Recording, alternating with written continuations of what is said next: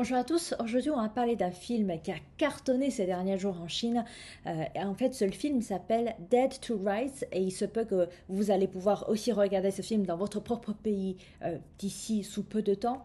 En effet, c'est un film historique inspiré des faits réels et qui nous plonge en fait tous les spectateurs dans la ville de Nanjing en 1937. Et en effet, on se rappelle un peu l'histoire. C'était sous le contexte de la Seconde Guerre mondiale et aussi sous le contexte de l'invasion japonaise sur le territoire chinois. Alors, pourquoi un tel succès d'abord? D'abord, rappelons un peu l'histoire de ce film que vous allez peut-être bientôt voir dans votre pays. Réfugiés dans le studio photo Jixiang, les habitants ordinaires, les habitants lambda comme vous et moi, contraints de développer les négatifs des envahisseurs qui prennent des photos, en fait, qui se prend en photo parce qu'à l'époque, le fait de pouvoir se prendre en photo, c'était un geste très important. Et à l'époque, c'était les envahisseurs qui obligeaient un peu les locaux de se prendre en photo. Et c'était pendant cette période-là que les locaux ont découvert des images qui témoignent du massacre et qui risquent leur vie pour faire éclater la vérité. Et d'ailleurs, tout le casting dans ce film parle le dialecte local, le dialecte de Nanjing.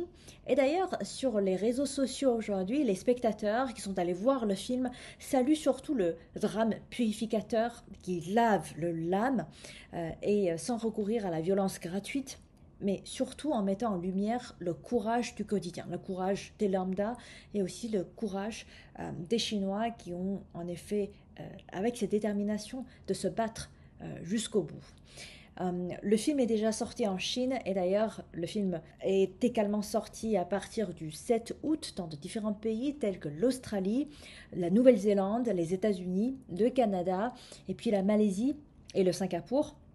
Et d'ailleurs, bientôt, la version russe, la version française, la version coréenne, britannique et allemande seront également disponibles et vont peut-être aussi sortir dans votre propre pays. Donc, vous allez peut-être avoir cette occasion d'aller voir le film par vous-même.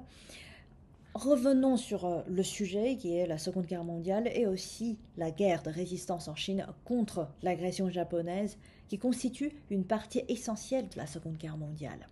On se rappelle un peu, le nombre de victimes militaires et civiles chinoises dépasse les 35 millions, dont plus de 3 800 000 de soldats, soit un tiers du total des pertes humaines de tous les pays belligérants.